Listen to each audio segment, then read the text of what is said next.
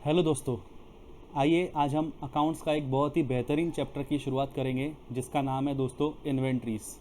जी हाँ दोस्तों, मैं उसी इन्वेंट्रीज़ की बात कर रहा हूँ, उसी क्लोजिंग स्टॉक की बात कर रहा हूँ जो आप फाइनल अकाउंट्स में ट्रेडिंग अकाउंट के क्रेडिट साइड में लिखते हो और बैलेंस शीट के एसेट साइड में लिखते हो।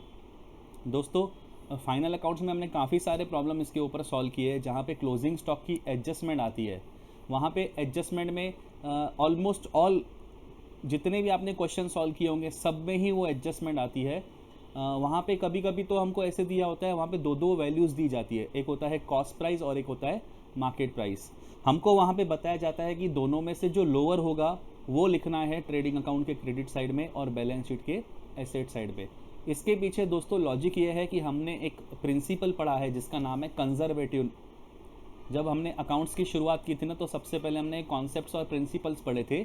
उसमें एक प्रिंसिपल आया था कंजर्वेटिज्म नाम का, और तब वहाँ पे हमने पढ़ा था कि अकाउंट्स का ये कॉन्सेप्ट है, ये प्रिंसिपल है कि जब हमको पता होता है कि हमारा लॉस होने वाला है तो हम पहले से ही रिकॉर्ड करके रख देते हैं, उसको तुरंत रिकॉर्ड कर देते हैं। हमारा अगर फ्यूचर में लॉस होने वाला है तो हमको पहले से अगर आइडिया है तो, और अगर हमको पता है कि हमारा प्रॉफिट होने वाला है तो हम उसको रिकॉर्ड नहीं करते तब तक जब तक एक्चुअल ट्रांजैक्शन होता नहीं है।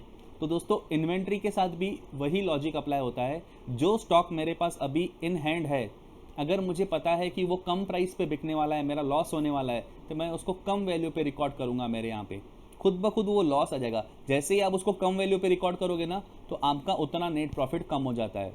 और दोस्तों, अगर मुझे पता है कि मेरा प्रॉफिट होने वाला है तो उस केस में क्या होगा, आपकी मार्केट प्राइस जो रहेगी वो कॉस्ट प्राइस से ज़्यादा रहेगी। तो हम उस केस में क्या करते हैं, हम मार्केट प्राइस पे नहीं लिखते हैं, हम which ever is lower cost price पे रिकॉर्ड करते हैं। तो कॉस्ट प्राइस पे रिकॉर्ड करते हो तो उस इन्वेंट्री को बेच के जो प्रॉफिट होने वाला है वो प्रॉफिट आपके प्रॉफिट एंड लॉस अकाउंट में, ट्रेडिंग अकाउंट में वो रिफ्लेक्ट ही नहीं होता है दोस्तों। तो दोस्तों लॉजिक यही है, which ever is lower value लेने का यही लॉजिक है कि मार्केट प्राइस अगर कम हो जाती है कॉस्ट प्राइस से भी तो मेरा लॉस होने वाला है, उस केस में मैं मार्केट प्राइस पे रिकॉर्ड कर देता हूँ। और मार्केट प्राइस अगर ज़्यादा है तो फिर मुझे प्रॉफिट बुक नहीं करना है मेरा अभी, फिर उस केस में मैं क्या करता हूँ, कॉस्ट प्राइस पे रिकॉर्ड करता हूँ। इसीलिए हम आपको सिखाते हैं कि जब फाइनल अकाउंट्स का प्रॉब्लम सॉल्व करते हो तो विच एवर इज लोअर लेना, वो खुद ब खुद कंजर्वेटिज्म का प्रिंसिपल वहाँ पे फॉलो हो जाता है। दोस्तों आइए हम उसके ऊपर और डिटेल में चर्चा करेंगे।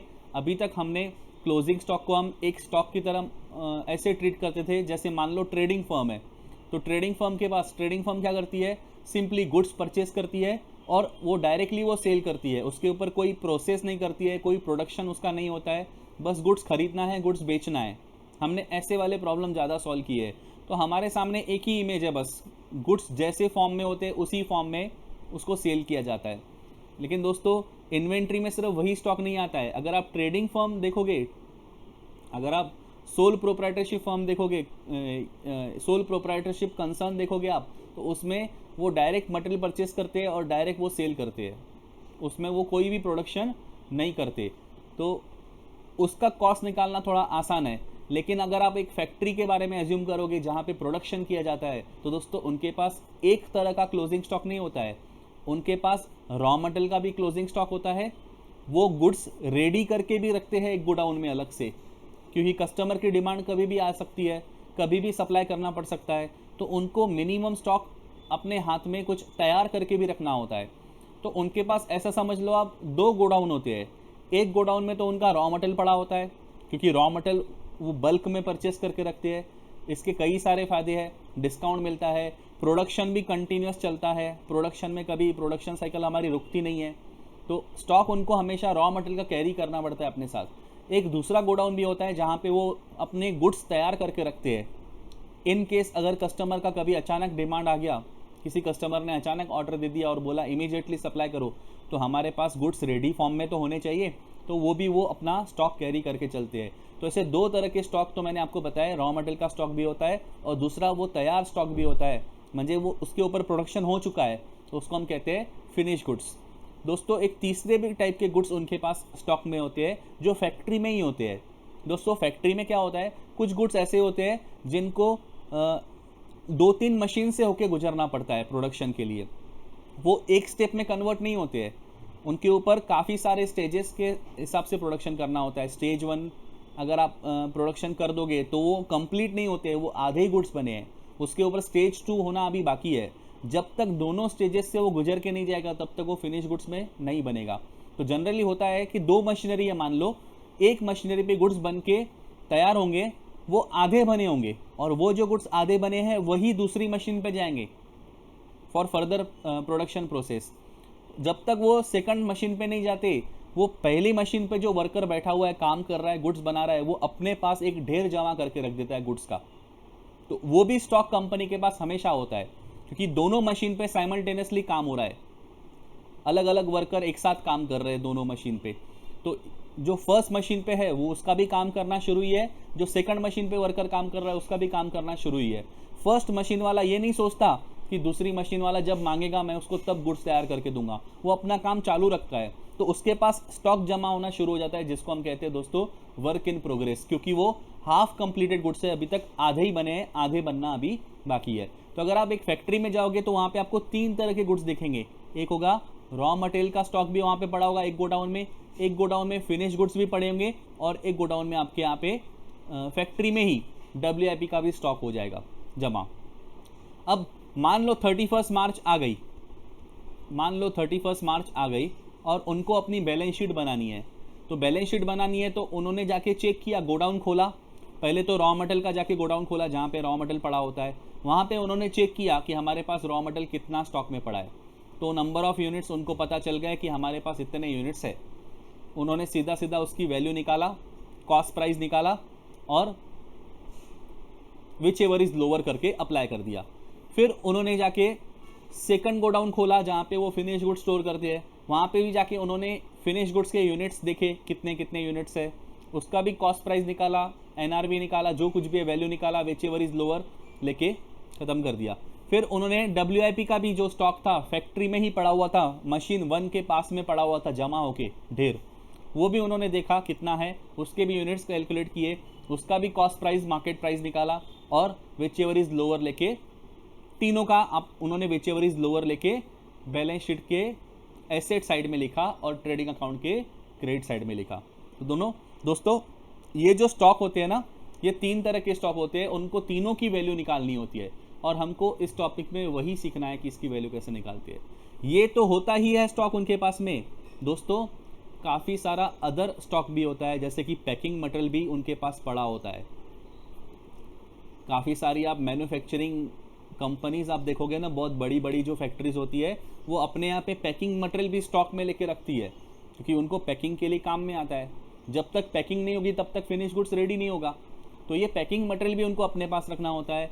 बहुत सारे कंज्यूमेबल्स या लूज टूल्स होते हैं मशीनरी के, जो बार बार हमको यूज़ करने पड़ते हैं, तो इनका भी स्टॉक उनको रखना होता है। और जैसे कि लुब्रिकेंट्स हो गए, ऑयल हो गया, मशीनरी के लिए कभी भी ख़राब हो सकती है तो उसको ऑयलिंग करना पड़ता है रेगुलर बेसिस पे, उसका मेंटेनेंस करना होता है, तो उसके लिए जो स्टॉक रहता है वो भी स्टॉक की कैटेगरी में आता है दोस्तों। तो वो भी कंपनीज, बहुत बड़ी बड़ी फैक्ट्रीज जो होती है ना, वो अपने पास उसका भी स्टॉक कैरी करती है। तो 31 मार्च को क्या करती है, वो इसका भी कैलकुलेशन करती है कितने यूनिट्स हैं हमारे पास, और इसका भी कॉस्ट और वो मार्केट प्राइस निकाल के विच एवर इज लोअर लेके वो बैलेंस शीट के एसेट साइड में लिखती है और ट्रेडिंग अकाउंट के क्रेडिट साइड में लिखती है। तो दोस्तों इन चारों का टोटल किया जाता है और उसकी टोटल वैल्यू ट्रेडिंग अकाउंट के क्रेडिट साइड में और बैलेंस शीट के एसेट साइड में लिखी जाती है। तो दोस्तों हमको यही थोड़ा पार्ट जो है इसमें डिटेल में सीखना है। तो पहले तो देखो इन्वेंट्री में क्या क्या आता है। तो इन्वेंट्री को कैसे डिफाइन किया गया है, इन्वेंट्री का मतलब एसेट्स, और ये एसेट हमने हेल्ड की है, हमने म्हणजे वो बिजनेस ने हेल्ड की है। कौन कौन सी asset, for sale in the ordinary course of business, means हमने ऐसी एसेट जो हमने सेल करने के लिए रखा है in the ordinary course of business, वो हमारा बिजनेस ही है, हमने सेल करने के लिए वो रखा है। जैसे कि फिनिश गुड्स, दोस्तों फिनिश गुड्स हम तैयार करके रखते हैं, वो क्यों रखते हैं, क्यों हमने हेल्ड किया है अपने पास में, क्यों हमने गोडाउन में एक स्टॉक भर के रख दिया है फिनिश गुड्स का, क्योंकि हमको वो सेल करने हैं इन the ordinary course of business. तो इसका मतलब होता है फिनिश गुड्स हमने सेल करने के लिए जो हेल्ड किया है। या फिर अगर आपकी ट्रेडिंग कंसर्न है तो ट्रेडिंग वाले भी क्या करते हैं, गुड्स खरीदते हैं और बेचते हैं, सिर्फ वो कोई प्रोडक्शन नहीं करते हैं, तो उनके भी यही गुड्स आते हैं। वो भी जो इन्वेंट्री अपने पास कैरी कर रहे हैं वो क्यों हेल्ड कर रहे हैं, कि उनको सेल करना है in the ordinary course of business. दूसरी और एसेट कौन सी हमने हेल्ड की है, in the process of production for such sale. Sale करने के लिए हमारे पास वो इन्वेंट्री है, अभी हम हेल्ड करते हैं, लेकिन वो अभी प्रोसेस में है, अभी कंप्लीट नहीं हुई है। मीन्स इसका कहना है कि WIP का स्टॉक, इसका कहना क्या है, WIP का स्टॉक जो हम बना रहे प्रोसेस में है, और वो प्रोसेस में क्यों है, क्योंकि हम उसको आगे सेल करने वाले कंप्लीट करके, तो वो WIP के बारे में बात कर रहा है, उसको भी हम इन्वेंट्री में काउंट करते हैं। और दूसरा और तीसरी एक बात, consumption, for consumption in the production, जिसको हम कंज्यूम करने वाले हैं, किस में कंज्यूम करने वाले हैं, प्रोडक्शन ऑफ गुड्स और सर्विसेज फॉर सेल। ऐसे गुड्स में हम कंज्यूम करने वाले हैं, ऐसे गुड्स के प्रोडक्शन में हम कंज्यूम करने वाले हैं, जो गुड्स हम आगे बना के बेचने वाले हैं। मीन्स फिनिश गुड्स हम बेचने वाले हैं, और फिनिश गुड्स प्रोड्यूस करने के लिए हमको ये गुड्स कंज्यूम करने होंगे। तो बेसिकली बोलने का मतलब उसका क्या है, रॉ मटेरियल। क्लियर। तो ऐसी 3 तरह की कैटेगरी आती है, और इसमें इंक्लूड करता है मेंटेनेंस, सप्लाईज, कंज्यूमेबल्स, लेकिन उसमें मशीनरी के जो स्पेयर पार्ट्स है वो नहीं आएंगे, सर्विसिंग इक्विपमेंट और स्टैंड बाय इक्विपमेंट नहीं इंक्लूड करना पड़ेगा। तो मेंटेनेंस के लिए जो टूल्स लगते हैं, गुड्स लगते हैं, उसको भी हम इन्वेंट्री में काउंट करते हैं, लेकिन मशीनरी के स्पेयर्स को काउंट नहीं करेंगे हम, मशीनरी के पार्ट्स को काउंट नहीं करेंगे, क्योंकि मशीनरी फिक्स एसेट में आता है, तो उसके पार्ट्स जो होंगे वो भी फिक्स एसेट में आएंगे। Clear. Servicing equipment, stand by equipment, अगर हमने कोई इक्विपमेंट्स परचेस करके रखे अलग से, उसको भी हम इसमें काउंट नहीं करेंगे, क्योंकि वो भी फिक्स एसेट केस में आते हैं। क्लियर। इसमें पैकिंग मटेरियल वगैरह भी आ जाता है, रैपिंग पेपर, कार्टून, स्टेशनरी, जो हमने अपने पास रखा है for the purpose of packaging. Clear, समझ में आया। तो दोस्तों यहाँ पे ही वो ये 3 पॉइंट्स डिटेल में एक्सप्लेन किए गए हैं। अब मेरे सामने एक समस्या है, आप मुझे एक बात बताओ, फाइनल अकाउंट्स में तो मुझे ये दोनों निकाल के दे दिया जाता है, कॉस्ट प्राइस और मार्केट प्राइस दोनों मेरे पास अवेलेबल होती है। मैं क्या करता हूँ, मैं दोनों में से विच एवर इज लोअर ले लेता हूँ, और फाइनल अकाउंट्स में क्रेडिट, ट्रेडिंग अकाउंट के क्रेडिट साइड में लिख देता हूँ, और बैलेंस शीट के एसेट साइड में लिख देता हूँ। तो दोस्तों ये तो आपको रेडीमेड निकाल के दिया होता है फाइनल अकाउंट्स में। अब हम एक स्टेप पीछे जाएंगे, हम देखेंगे ये दोनों वैल्यूज कैलकुलेट कैसे होती है, कॉस्ट प्राइस निकालते कैसे है, मार्केट प्राइस कैसे निकालती है। क्योंकि दोस्तों आप तो फाइनल अकाउंट का प्रॉब्लम तभी सॉल्व कर पाओगे जब आपको रेडीमेड निकाल के दिया होगा, लेकिन आप डिटेल में सोचो ना, ये वैल्यूज भी तो आपको खुद निकालनी पड़ेगी, ये वैल्यूज भी तो एक्चुअली निकालनी पड़ती है। तो हम यहाँ पे वही सीखने वाले हैं दोस्तों कि कॉस्ट प्राइस कैसे निकाली जाती है और मार्केट प्राइस कैसे निकाली जाती है। दोस्तों एक्चुअल में हमको मार्केट प्राइस नहीं चाहिए, एक्चुअल में हमको जो चाहिए वो चाहिए NRV, नेट रियलाइजेबल वैल्यू। हमको क्या चाहिए दोस्तों, नेट रियलाइजेबल वैल्यू। हमको मार्केट प्राइस नहीं चाहिए होती, हमको क्या चाहिए होता है, नेट रियलाइजेबल वैल्यू। अब इसका मतलब क्या, पहले हम इसके बारे में समझ लेंगे। पहले मैं इसके बारे में चर्चा करूंगा कि मार्केट प्राइस NRV कैसे निकालते हैं। एक बार आपने ये समझ लिया कैसे निकालते हैं, फिर मैं चर्चा करूंगा कॉस्ट प्राइस कैसे निकालते हैं, फिर आपको दोनों के बारे में समझ गया, आप दोनों वैल्यू निकाल सकते हो, तो बस आप वही स्टेज पे पहुंच गए फाइनल अकाउंट्स के प्रॉब्लम पे, जहां पे एडजस्टमेंट में दोनों वैल्यू दी जाती है। फिर व्हिचएवर इज लोअर लेके ट्रेडिंग अकाउंट के क्रेडिट साइड में लिखना होता है, बैलेंस शीट के एसेट साइड में लिखना होता है। तो पहले मैं आपको ये सिखाऊंगा ये वैल्यू कैसे निकालते हैं, फिर आपको ये सिखाऊंगा ये वैल्यू कैसे निकालते हैं। तो चलो दोस्तों आइए इसके ऊपर हम चर्चा करते हैं। पहले हम चर्चा करते हैं NRV के बारे में। हम देखते हैं दोस्तों NRV कैसे निकालते हैं। अब दोस्तों मेरे पास कितने तरह का स्टॉक मैंने आपको बताया होता है। एक तो होता है मेरे पास रॉ मटेरियल का स्टॉक, एक गोडाउन में पड़ा होता है, एक दूसरे गोडाउन में पड़ा होता है फिनिश गुड्स का स्टॉक, और एक तीसरे फैक्ट्री में ही एक स्टॉक पड़ा होता है जो आधा बना है, आधा अभी बनना बाकी है। दोस्तों मुझे इन तीनों का NRV निकालना है, नेट रियलाइजेबल वैल्यू निकालना है। तो नेट रियलाइजेबल वैल्यू का मतलब क्या, देखो नाम ही है, नेट में सब काट सट के, रियलाइजेबल कितने रियलाइज होने वाली है हमारे पास। तो देखो दोस्तों बहुत सिंपल है, मैं आपको पहले फिनिश गुड्स का बता देता हूँ। अब मेरे पास फिनिश गुड्स पड़ा है गोडाउन में, मुझे उसकी नेट रियलाइजेबल वैल्यू पता करनी है, मुझे उसकी मार्केट वैल्यू पता करनी है। अब ये जो फिनिश गुड्स है ये मैं मार्केट में सेल करता हूँ 1000 रुपीज़ पर यूनिट। कितने में सेल करता हूँ, 1000 रुपीज़ पर यूनिट, ये मेरी सेलिंग प्राइस होती है। लेकिन दोस्तों ये जो गुड्स है जो मैं 1000 रुपीज़ पर यूनिट में मैं सेल करता हूँ, इसको सेल करने के लिए मुझे कुछ एक्सपेंसेस करने होते हैं। कौन से एक्सपेंसेस है ये? सेल करने वाले एक्सपेंसेस है, ये सेलिंग वाले एक्सपेंसेस है। जैसे कि मुझे कस्टमर को ये गुड्स डिलीवरी पहुंचा के देना होता है, होम डिलीवरी या शॉप डिलीवरी देना होता है मुझे, तो मुझे पहुंचाने का ट्रांसपोर्टेशन चार्जेस लगता है। मान लो 1 यूनिट पहुंचाने का ट्रांसपोर्टेशन चार्जेस लगता है 20 रुपीज़। कितना लगता है? 20 रुपीज़ पर यूनिट मुझे ये पहुंचाने का चार्ज लगता है। दूसरी, ये मुझे मेरी जेब से भरना पड़ता है, मुझे कस्टमर से रिकवर नहीं होता, क्योंकि ये मेरा बिजनेस का प्रिंसिपल है कि मैं डिलीवरी आपको पहुंचा के दूंगा, हमेशा फ्री होम डिलीवरी रहेगी आपको। तो 20 रुपीज़ ये मुझे पहुंचा के देने का खर्चा होगा और ये मुझे खुद को भरना होता है। दूसरा, मेरा एक एजेंट मैंने अपॉइंट किया है, मेरे सेल्समैन अपॉइंटेड है, जिनको मैं कमीशन देता हूँ। वो 1 यूनिट बेचते हैं तो मैं उनको कमीशन देता हूँ 10 रुपये पर यूनिट। क्लियर? समझ रहे हो? अब आप मुझे एक बात बताओ दोस्तों, मुझे नेट पैसे कितने मिलेंगे ये फिनिश गुड्स बेच के? तो फिनिश गुड्स अगर मैं सेल करूंगा, कितने में सेल होगा? 1000 रुपीज़ में। लेकिन ये फिनिश गुड्स जब सेल होगा तो इसके साथ में मुझे ये दोनों टाइप के खर्चे भरने होंगे। तो एक तरफ से मेरे पास 1000 रुपये हाथ में आएंगे, 1000 रुपीज़ मेरे हाथ में आने वाले, कैश मेरे पास आ जाएगा, और 20 रुपीज़ मुझे भाड़ा देना पड़ेगा डिलीवरी का, और 10 रुपीज़ साथ में मुझे क्या देना पड़ेगा? सेल्समैन को कमीशन देनी पड़ेगी। मीन्स ये सेलिंग एक्सपेंसेस मुझे, सेलिंग एंड डिस्ट्रीब्यूशन एक्सपेंसेस मुझे लगने वाले हैं। तो दोस्तों नेट मुझे कितना मिलेगा हाथ में, मुझे ये बताओ। सर बहुत सिंपल है, 1000 रुपीज़ आएंगे, आप उसमें से 20 रुपीज़ भाड़ा दोगे, 10 रुपीज़ आप कमीशन दोगे, तो आपको इन हैंड कितने मिलने वाले? 970। दोस्तों ये जो आपने 970 निकाला ना, ये कुछ नहीं था, ये इसी को ही कहते हैं एनआरवी। तो दोस्तों एनआरवी आपने कैसे निकाला?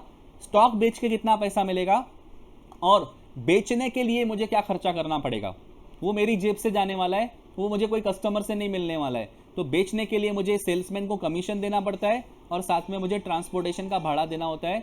ऐसे मेरे हाथ में काट साट के कितने आते हैं? 970 रुपीज़ आते हैं। इसी को ही दोस्तों कहते हैं एनआरवी। अब सर हमको ये तो फाइनल अकाउंट्स के प्रॉब्लम में दिया ही नहीं होता है, क्योंकि दोस्तों फाइनल अकाउंट्स के जो प्रॉब्लम होते हैं ना, उसमें क्या माना जाता है कि ये वाले एक्सपेंसेस क्या ये वाले जो एक्सपेंसेस है ना, ये 20 रुपीज़ और 10 रुपीज़ ये है ही नहीं, ये एक्सपेंसेस ज़ीरो है। तो इसको अगर आप ज़ीरो मानोगे तो क्या हो जाएगा? 1000 माइनस 0, 1000 ही आंसर आएगा ना। तो वहाँ पे जो सेलिंग प्राइस होती है, मार्केट प्राइस होती है, वही क्या मानी जाती है? मार्केट प्राइस को ही क्या माना जाता है? एनआरवी। अगर मैं आपको बोल दूं मुझे कोई खर्चा नहीं देना होता है, मुझे कोई कमीशन देने की ज़रूरत नहीं है, मेरे यहाँ पे डिलीवरी का कोई खर्चा नहीं लगता है, तो उस केस में मेरा सेलिंग एंड डिस्ट्रीब्यूशन एक्सपेंसेस क्या हो गया? ज़ीरो। उस केस में फिर मेरे फिनिश गुड्स की जो मार्केट प्राइस होगी वही तो एनआरवी होगी ना मेरे लिए। क्लियर? तो ये सेलिंग एक्सपेंसेस रहेंगे तो फिर डिडक्शन होगा, अगर सेलिंग एक्सपेंसेस नहीं है तो फिर market price equal to NRV हो जाएगा ना उस केस में। तो फाइनल अकाउंट्स में जितने भी प्रॉब्लम दिए होते हैं, लगभग हर प्रॉब्लम में मार्केट प्राइस दिया होता है। वो दोस्तों इसलिए दिया होता है मार्केट प्राइस, हम उसको ही एनआरवी मान के चलते हैं, क्योंकि हम ये एज्यूम करते हैं आपने हमको सेलिंग से रिलेटेड कोई एक्सपेंसेस नहीं दिए है, तो हम मान के चलते हैं कि सेलिंग एंड डिस्ट्रीब्यूशन एक्सपेंसेस वहाँ पे ज़ीरो है। क्लियर? इसका मतलब जितना मार्केट प्राइस है उतना ही हमारा क्या है? एनआरवी है। क्लियर? समझ में आ रहा है दोस्तों? फिर आगे बढ़ता हूं मैं। अब हम देखते हैं दोस्तों WIP के बारे में देखते हैं पहले। अब एक स्टेप और पीछे आते हैं। अब दोस्तों ये जो स्टॉक है ये रेडी हो चुका है क्या? नहीं सर, ये तो आधा रेडी हुआ है, आधा रेडी होना बाकी है। तो दोस्तों इसकी एनआरवी कैसे निकालेंगे? सिंपली ये जब रेडी हो जाएंगे तो ये भी तो फिनिश गुड्स में कन्वर्ट हो जाएंगे ना। ये जब रेडी हो जाएंगे तो फिनिश गुड्स में कन्वर्ट हो जाएंगे, और फिनिश गुड्स में कितने में बेचूंगा? 1000 रुपीज़ में। तो हम क्या करते हैं? 1000 रुपीज़ ही मानते हैं इसकी प्राइस है। सर पर इसकी प्राइस 1000 रुपीज़ कैसे हो सकती है? तो आधा बनना बाकी है ना। कोई बात नहीं, अभी फिलहाल आप एज्यूम करो कि ये फिनिश गुड्स में कन्वर्ट हो गए, तो आप इसको कितने में सेल करोगे? 1000 में ही तो सेल करोगे, तो इसकी प्राइस भी 1000 ही मानी जाएगी। इसको भी बेचने के लिए ये वाले एक्सपेंसेस तो करना ही पड़ेगा, डिलीवरी का चार्ज देना पड़ेगा, सेल्समैन को कमीशन देना पड़ेगा। तो दोस्तों यहाँ तक तो सेम पार्ट हो गया। अब दोस्तों इसमें से एक और चीज़ मुझे माइनस करनी पड़ेगी। हाँ बिल्कुल, क्या माइनस करूँगा?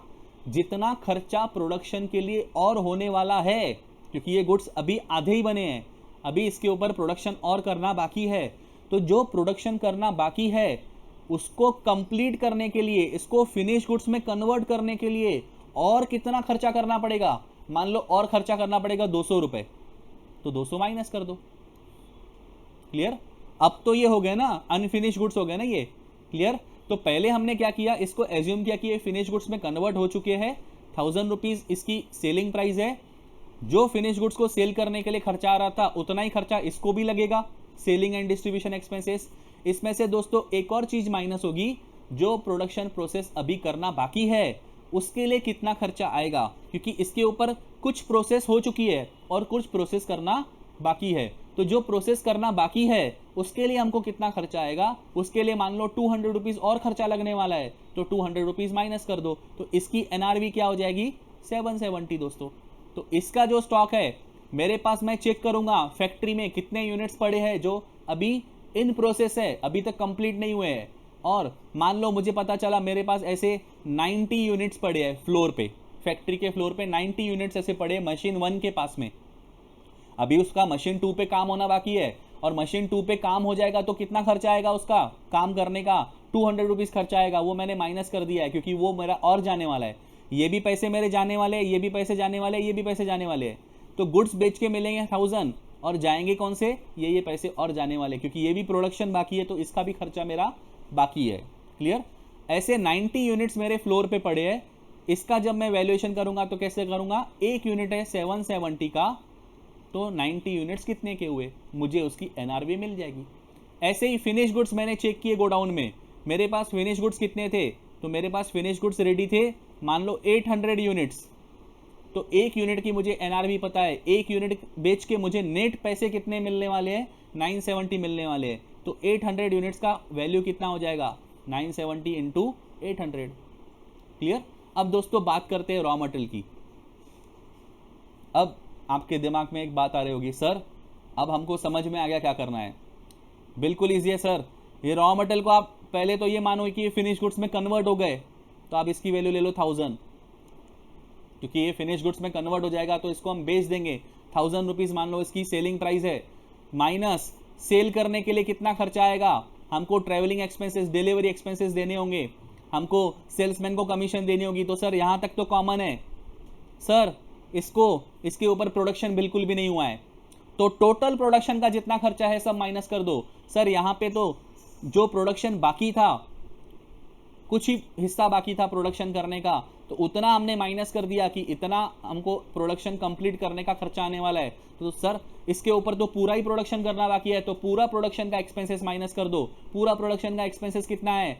से फॉर एग्जांपल 500 है, तो सर पूरा 500 माइनस कर दो। तो सर इसकी वैल्यू क्या हो गई? 470। दोस्तों आपके मन में ये आ रहा, लेकिन रॉ मटेरियल का सर दोस्तों ये ऐसा कैलकुलेशन नहीं होता है, ये टोटली रॉन्ग है।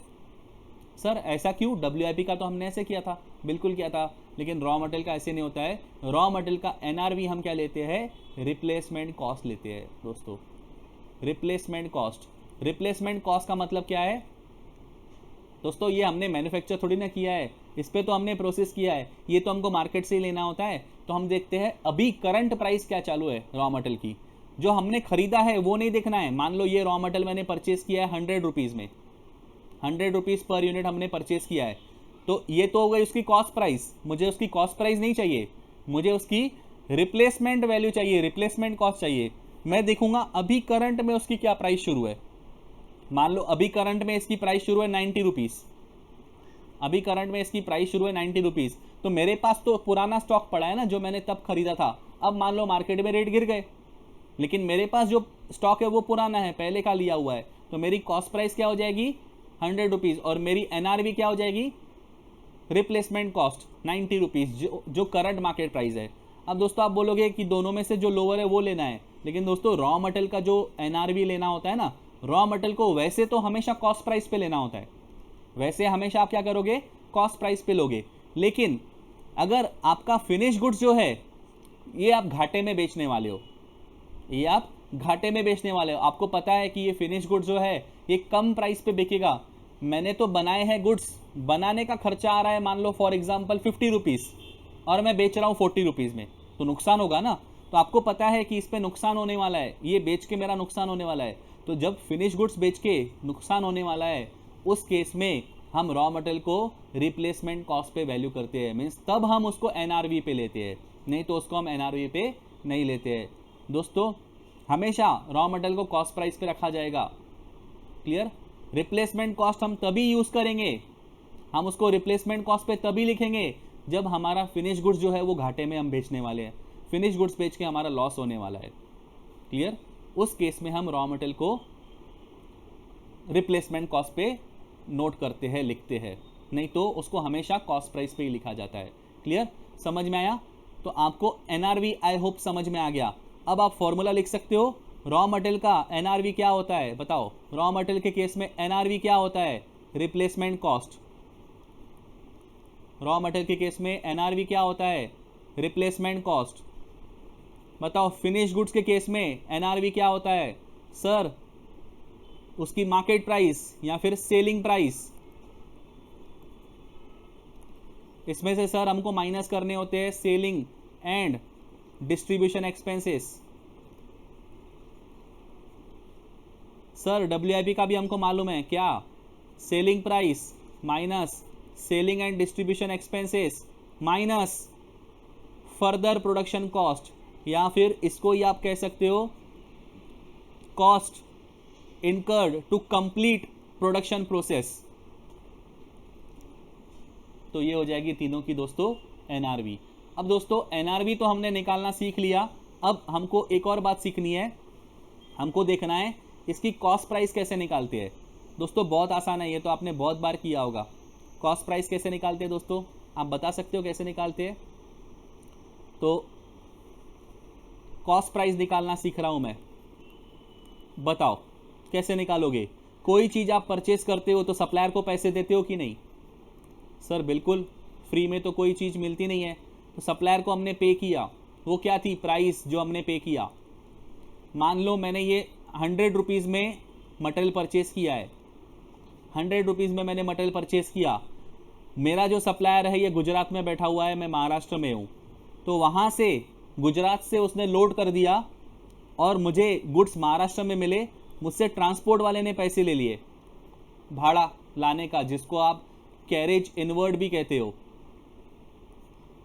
जिसको आप कैरेज इनवर्ड भी कहते हो। मान लो भाड़ा लग गया 10 रुपये पर यूनिट, मान लो सप्लायर ने डिस्काउंट दिया था,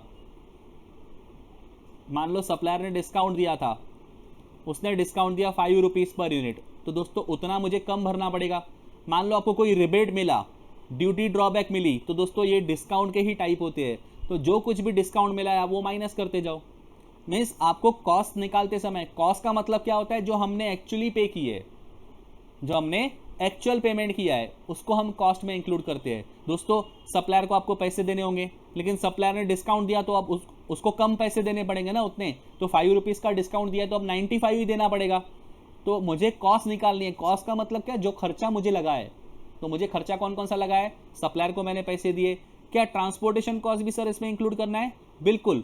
ये कौन सा ट्रांसपोर्टेशन कॉस्ट है, कैरेज इनवर्ड वाला, जो माल आने के लिए लगा है। इसके अलावा अगर आप कोई टैक्सेस वगैरह भर रहे हो या फिर कोई ड्यूटीज़ वगैरह भर रहे हो, गवर्नमेंट को कोई टैक्सेस दे रहे हो, मान लो टैक्स लग गया 15 रुपीज़ पर यूनिट का, तो आप क्या करोगे, वो इसमें ऐड कर दोगे। तो सप्लायर को जो आपने दिया है उसमें ट्रांसपोर्टेशन कॉस्ट ऐड हो जाएगी, डिस्काउंट वगैरह अगर कुछ मिल रहा है तो माइनस हो जाएगा, टैक्सेस वगैरह कुछ लग रहे हैं तो ये भी आप ऐड कर दोगे, क्योंकि आपकी जेब से तो जा रहा है ना। जो कुछ भी खर्चा दोस्तों मैं कर रहा हूँ वो कॉस्ट में इंक्लूड करते जाऊँगा मैं। क्लियर? मुझे रॉ मटेरियल का यूनिट कितने में पड़ा, आप इसकी टोटल कर दोगे तो आपको मिल जाएगा, डिस्काउंट आपको माइनस करना है उसमें से। क्लियर? समझ रहे हो? अगर ये टैक्सेस आपको, अगर इसका आपको अगर सेट ऑफ मिलता है, या फिर सेट ऑफ आपकी भाषा में बोलूँगा, अगर आपको ये पैसे वापस मिलते हैं, रिफंड मिलता है, तो दोस्तों इसको यहाँ पे ऐड करने की ज़रूरत नहीं है। इसको हम तभी ऐड करेंगे जब हमको ये जेब से भर के देना होगा। दोस्तों लॉजिकल है, अगर मैं एक पॉकेट से निकाल के 15 रुपीज़ अभी दे रहा हूँ सरकार को, और इधर से गवर्नमेंट मुझे 15 रुपीज़ वापस कर रही है, तो अब दोस्तों अगर मैंने पहले ऐड कर दिया तो मुझे बाद में क्या करना पड़ेगा, सब्सट्रैक्ट करना पड़ेगा। तो पहले आप ऐड करोगे बाद में माइनस करोगे, इससे तो अच्छा आप कुछ भी मत करो, उसको लो ही मत। तो दोस्तों जो टैक्सेस, जो ड्यूटीज़ हमको रिफंड मिल जाता है या जिसका सेट ऑफ हमको मिल जाता है, जो ड्यूटीज़ का हमको सेट ऑफ मिल जाता है उसको हम क्या करते हैं, उसको हम लेते ही नहीं है, क्योंकि अगर हम पहले ऐड करेंगे तो जब वापस मिलेगा तो माइनस करना पड़ेगा। तो दोस्तों कोई चीज़ 15 रुपीज़ आप पहले ऐड करो फिर 15 वापस माइनस करो तो इफेक्ट तो जीरो ही हो जाएगा ना, इसलिए हम उसको क्या कर देते हैं, इग्नोर कर देते हैं। हाँ, अगर आपको उसका सेट ऑफ नहीं मिल रहा है या फिर आपको उसका रिफंड नहीं मिल रहा है तो उस केस में क्या होगा, उस केस में आपको वो ड्यूटीज़ यहाँ पे ऐड करनी पड़ेगी। क्लियर? तो सिंपल ध्यान में रखना, अगर हमको सेट ऑफ मिलता है तो पहले ऐड करके बाद में माइनस करोगे, तो इससे तो अच्छा लो ही मत, उसको इग्नोर कर दो। लेकिन अगर उस चीज़ का आपको सेट ऑफ नहीं मिलता, वो चीज़ का आपको रिफंड नहीं मिलता है तो उस केस में क्या करना पड़ेगा, ऐड तो करना ही पड़ेगा दोस्तों, कि रिफंड नहीं मिल रहा है तो कॉस्ट में ऐड हो जाता है, बाद में अगर रिफंड मिलता है तो माइनस हो जाता है, तो उस केस में हम ना ऐड करते हैं ना माइनस करते हैं। लेकिन सेट ऑफ नहीं मिला तो ऐड तो करना ही है। क्लियर? समझ में आ रहा है? तो ये जो आएगी ये हो जाएगी मेरी कॉस्ट। लेकिन दोस्तों ये कौन सी कॉस्ट हुई, ये तो रॉ मटेरियल की कॉस्ट हुई। क्लियर? अब अगर मुझे फिनिश गुड्स का स्टॉक निकालना है, फिनिश गुड्स का कॉस्ट प्राइस निकालना है, तो वो कॉस्ट प्राइस मैं कैसे निकालूंगा दोस्तों, मुझे इसमें और चीज़ ऐड करनी होगी। आप मुझे एक बात बताओ, फिनिश गुड्स पे आपने क्या क्या खर्चा किया है, आप मुझे बता सकते हो आपने मुझे क्या क्या खर्चा किया है? तो सर सिंपल सी बात है, ये जो आपने रॉ मटेरियल का कॉस्ट निकाला है ये सेम रॉ मटेरियल का कॉस्ट हमने फिनिश गुड्स में तो यूज़ ही किया होगा, क्योंकि ये रॉ मटेरियल हमने खरीदा है, तो खरीदा ही किसके लिए है, फिनिश गुड्स के लिए तो खरीदा है। तो जो हमने सर फिनिश गुड्स बना के रखे थे उसमें रॉ मटेरियल तो हमने यूज़ ही किया होगा ना, तो सिंपल सी बात है ये रॉ मटेरियल का कॉस्ट तो यहाँ पे आएगा ही आएगा। क्लियर? समझ में आया है? फिर सर हमने प्रोडक्शन के ऊपर भी खर्चा किया, तो प्रोडक्शन के ऊपर क्या खर्चा किया सर, हमने लेबर को पेमेंट किया, तो लेबर का खर्चा यहाँ पे जोड़ दो जो आपने लेबर को पेमेंट किया है, डायरेक्ट लेबर, प्लस आपने कोई डायरेक्ट एक्सपेंसेस किए होंगे जैसे छोटा मोटा और कोई खर्चा किया होगा प्रोडक्शन से रिलेटेड, वो भी आप इसमें ऐड कर दो। जैसे मान लो थोड़ी देर के लिए आप आपका शर्ट बनाने का फैक्ट्री है, तो आप शर्ट बनाते हो तो आपको बटन वगैरह लगते हैं, तो बटन क्या है दोस्तों, ये डायरेक्ट एक्सपेंसेस है। आपने शर्ट बनाने के लिए कपड़ा तो यूज़ ही किया होगा, कपड़ा क्या है आपके लिए, ये रॉ मटेरियल है। तो फिनिश गुड्स की जब आप ये टी शर्ट की मान लो आप, मैं बात करता हूँ, ये टी शर्ट मैन्युफैक्चर करने का आप कॉस्ट निकाल रहे हो, ये टी शर्ट कितने का है, तो टी शर्ट में सबसे पहले आप कपड़े का तो कॉस्ट लोगे ना, मीन्स रॉ मटेरियल का तो कॉस्ट आपको लेना ही पड़ेगा, साथ में लेबर का भी लेना पड़ेगा जो आपने लेबर को पेमेंट किया है, प्लस आपको बटन वगैरह का भी खर्चा लेना पड़ेगा, डायरेक्ट एक्सपेंसेस भी लेने पड़ेंगे, प्लस आपको और भी खर्चे लेने पड़ेंगे, अदर एक्सपेंसेस भी लेने पड़ेंगे। अब सर ये अदर एक्सपेंसेस क्या है, जैसे कि मान लो इंटरेस्ट एंड बोरोइंग कॉस्ट लेना पड़ेगा, लेकिन ये दोस्तों इंटरेस्ट एंड बोरोइंग कॉस्ट तभी लेना होता है, इंटरेस्ट जो आप मान लो आपने लोन वगैरह लिया है, तो लोन वगैरह लिया है तो आप उसके ऊपर इंटरेस्ट भरते हो, ये इंटरेस्ट कॉस्ट आप तभी यहाँ पे ऐड करोगे जब ये प्रोडक्शन प्रोसेस के लिए जरूरी है, प्रोडक्शन प्रोसेस के लिए जरूरी है इसको स्टोर करना। किसको स्टोर करना, फिनिश गुड्स को। जैसे फॉर एग्जांपल कोई चीज़ ऐसी होती है जिसको प्रोडक्शन करना होता है तो उसको लंबे समय तक स्टोर करके रखना होता है, जैसे फॉर एग्जांपल वाइन। अब वाइन का कैसे है, वाइन कोई ऐसे नहीं कि इंस्टेंटली मैन्युफैक्चर हो जाती है, उसको कुछ समय तक 6-8 महीने तक स्टोर करके रखना होता है, तब जाके वो मैन्युफैक्चर होती है, तो एक लॉन्ग प्रोसेस है। अब 6 महीने तक अगर मैं वाइन को स्टोर करके रखूँगा तो मेरा इन्वेस्टमेंट तो ब्लॉक हो गया ना, और मान लो वो जो पैसा है वो मैंने लोन पे लिया हुआ है, उसके ऊपर मैं इंटरेस्ट भर रहा हूँ, तो इंटरेस्ट मेरी जेब से जा रहा है, तो वो जो इंटरेस्ट मैं भर रहा हूँ वो भी मेरे को इस वाइन की कॉस्ट में ऐड करना पड़ेगा, क्योंकि मेरे गुड्स का नेचर ही ऐसा है, जब तक मैं उसको लंबे समय तक रखूँगा नहीं तब तक वो गुड्स तैयार होंगे नहीं। तो प्रोडक्शन प्रोसेस कंप्लीट होने के लिए मुझे उसको स्टोर करके रखना पड़ता है। क्लियर? तो वो जो स्टोरिंग के टाइम पे मुझे जो इंटरेस्ट भरना पड़ रहा है 6 महीने का, वो 6 महीने का इंटरेस्ट भी मैं उसकी कॉस्ट में इंक्लूड कर दूंगा। हाँ, लेकिन अगर आपको वो गुड्स तुरंत बन जाते हैं, आप स्टोर करके रख रहे हो, लेकिन आप ऐसे ही स्टोर करके रख रहे हो, फॉर द प्रोडक्शन प्रोसेस के लिए उसको स्टोर नहीं करके रख रहे हो, आपका प्रोडक्शन हो चुका है, बाद में आप स्टोर करके रख रहे हो, तो उस केस में दोस्तों इंटरेस्ट और बोरोइंग कॉस्ट उसमें इंक्लूड नहीं होती है। इंटरेस्ट और बोरोइंग कॉस्ट हमको तभी इंक्लूड करना होता है जब हमको स्टोर करके रखना है for production. Clear? Production process complete करने के लिए वो जरूरी है। अगर मैं वाइन को रखूंगा नहीं तो वो वाइन तैयार ही नहीं होगी। तो मेरे गुड्स का नेचर ही ऐसा है कि मुझे उसको 6-8 महीने अपने पास रखना पड़ता है, तब जाके उसका प्रोडक्शन कंप्लीट होता है। तो उस केस में 6-8 महीने का जो भी मैंने इंटरेस्ट पे किया है वो इन्वेस्टमेंट के ऊपर जो मैंने लगा दी है, उसका मुझे ब्याज भी, मुझे उसका इंटरेस्ट भी उस कॉस्ट में, वाइन के स्टॉक की कॉस्ट में मुझे इंक्लूड करना पड़ेगा। दोस्तों समझ रहे हो? हाँ, लेकिन अगर मान लो कोई आप गुड्स बना रहे हो, जैसे आप मान लो कोई क्रीम बना रहे हो या टी शर्ट बना रहे हो, तो टी शर्ट को ऐसे बना के ऐसे रखना थोड़ी ना पड़ता है कि उसको प्रोडक्शन करने के लिए उसको 6 महीने तक रखना पड़ेगा, तभी वो गुड्स तैयार होगा, नहीं तो तैयार नहीं होने वाला है। टी शर्ट तो एक दिन में बन जाती है दोस्तों। बना के आप रेडी गुड्स रख रहे हो, अपने पास स्टोर कर रहे हो, एक्स्ट्रा गुड्स बना के रख रहे हो, और आप बोल रहे हो कि 2 महीने मेरे पास पड़े थे तो 2 महीने का उसमें इंटरेस्ट ऐड करो। दोस्तों वैसा नहीं चलेगा, क्योंकि आपके जो गुड्स है ना वो बन के रेडी हो चुके हैं। रेडी होने के बाद की जो खर्चे हैं वो कॉस्ट में कभी इंक्लूड नहीं होते दोस्तों। आपके गुड्स एक बार रेडी हो गए ना, कंप्लीट हो चुके ना, उसका प्रोडक्शन कंप्लीट हो गया, उसके बाद के जितने भी खर्चे हैं वो कभी भी कॉस्ट में ऐड नहीं होंगे। रेडी करने से पहले वाले जो खर्चे हैं वो कॉस्ट में इंक्लूड होते हैं। तो वाइन भी, उसको 6 महीने तक आप रखोगे नहीं ना, तब तक वो रेडी नहीं होती है, उसको आप कंप्लीट गुड्स नहीं मान सकते हो। तो उसको रेडी होने के लिए 6 महीने लगते हैं, तो तब तक का जो इंटरेस्ट है मैं उसमें इंक्लूड कर दूंगा। एक बार वो रेडी हो गई उसके बाद का मैं उसमें इंटरेस्ट इंक्लूड नहीं कर सकता हूं। तो इंटरेस्ट एंड बोरोइंग कॉस्ट हम इंक्लूड करते हैं, कॉस्ट में हम इंक्लूड करते हैं, ऐड कर देते हैं, कब? जब वो प्रोडक्शन प्रोसेस के लिए नेसेसरी था उसको स्टोर करना, क्लियर, गुड्स को। और अगर प्रोडक्शन प्रोसेस कंप्लीट हो चुका है उसके बाद आप स्टोर कर रहे हो, तो फिर उसका इंटरेस्ट और बोरिंग कॉस्ट हम इंक्लूड नहीं करते हैं। या फिर आपके गुड्स का नेचर ऐसा है कि आपको उसको स्टोर करना नहीं पड़ता है प्रोडक्शन प्रोसेस के लिए, तो फिर उसमें इंटरेस्ट और बोरिंग कॉस्ट इंक्लूड नहीं करना होता है, क्लियर। और भी एडमिनिस्ट्रेटिव एक्सपेंसेस भी हम इसमें इंक्लूड करेंगे दोस्तों, लेकिन कौन से एडमिनिस्ट्रेटिव एक्सपेंसेस? जो हमको नेसेसरी है, necessary to bring inventory to its present location and condition, present location and condition, वही वाले हम एडमिन एक्सपेंसेस यहाँ पे ऐड करने वाले हैं। लेकिन ऐसे एडमिन एक्सपेंसेस जो नेसेसरी नहीं है, not necessary to bring to its present location and condition, वो यहाँ पे इंक्लूड नहीं होंगे दोस्तों। ये सब ऐड करने के बाद में आपको जो मिलेगा वो मिलेगा आपको कॉस्ट प्राइस, किसका? फिनिश गुड्स का, क्लियर। और ऐसे ही हम निकालते हैं WIP का भी कॉस्ट। WIP में ये जो लेबर आपने एक्चुअल पेमेंट किया होगा वो लेना पड़ेगा, और एक्सपेंसेस भी आपने जितने एक्चुअली इनकर किए हैं वही लेने पड़ेंगे दोस्तों। तो ये हमने देखा कि गुड्स की कॉस्ट प्राइस हम कैसे निकालते हैं और उसकी NRV कैसे निकालते हैं। अब हमको दोनों समझ में आ गया।